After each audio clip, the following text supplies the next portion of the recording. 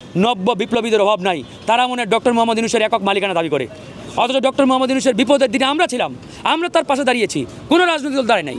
এখন আমরা গভীরভাবে আশঙ্কা করছি একটি নির্দিষ্ট রাজনৈতিক দল নির্বাচন এবং সংস্কারকে মুখোমুখি দাঁড় করানোর চেষ্টা করছে।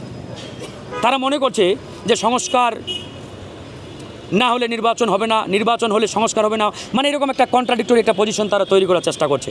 আসলে এরকম মুখোমুখি দাঁড় করানোর তো কোনো প্রয়োজন নেই।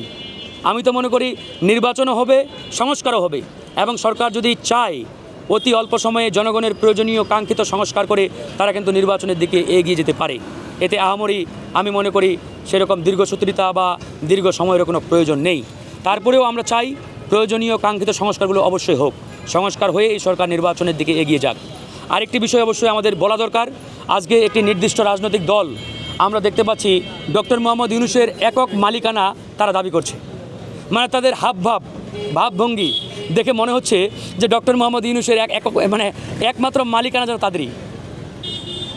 অথচ আমরা ডক্টর মোহাম্মদ ইউনূসের বিপদের দিনে আমরাই একমাত্র তার পাশে দাঁড়িয়েছিলাম। যেদিন ডক্টর মোহাম্মদ ইউনূসের নামে মিথ্যা বানোয়াট মামলা বিগত ফ্যাসিস্ট সরকারের প্রধান শেখ হাসিনা দেয়, সেদিন কোনো রাজনৈতিক দল ডক্টর মোহাম্মদ ইউনূসের পাশে দাঁড়ায় নাই, তার পক্ষে কথা বলে নাই।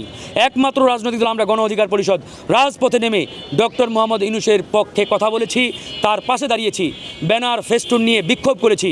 সেদিন গোয়েন্দা সংস্থা ডিজিএফআই সরাসরি আমাদেরকে এসে হুমকি পর্যন্ত দিয়েছে যে তোমরা ডক্টর মোহাম্মদ ইউনূসকে নিয়ে বেশি নাড়াচাড়া করতে যাও না, বিপদে পড়বা। তারপরেও আমরা ডক্টর মোহাম্মদ ইউনূসের পক্ষে কথা বলেছি। আর আজকে এই 2 দিনের নব্য বিপ্লবীরা এসে মনে করে দাবিদার যে এরাই ডক্টর মোহাম্মদ ইউনূসের একমাত্র হর্তাকর্তা। অথচ সেই বিপদের দিনে আর কোনো রাজনৈতিক দল তো দূরে থাক, কোনো ব্যক্তি পর্যন্ত তার পক্ষে দাঁড়ায় নাই, সোশ্যাল মিডিয়ায় কথা বলার দুঃসাহস দেখায় নাই।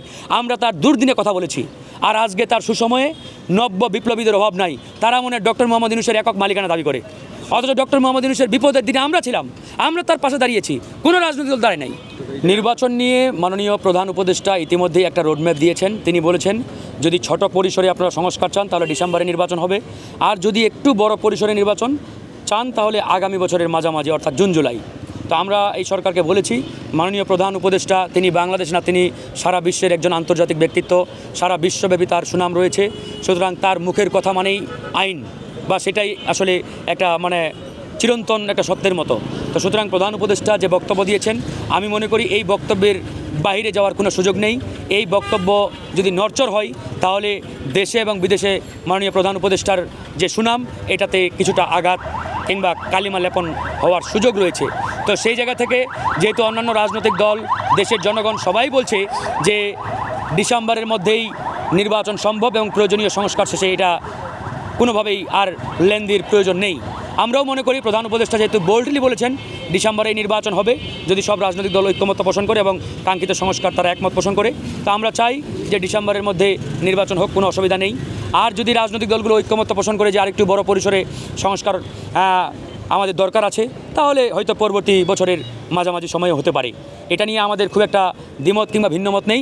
আমরা চাই প্রধান উপদেষ্টা যে বক্তব্য দিয়েছেন, যে টাইম ফ্রেম দিয়েছেন, এই টাইম ফ্রেমের মধ্যেই যাতে নির্বাচন হয়।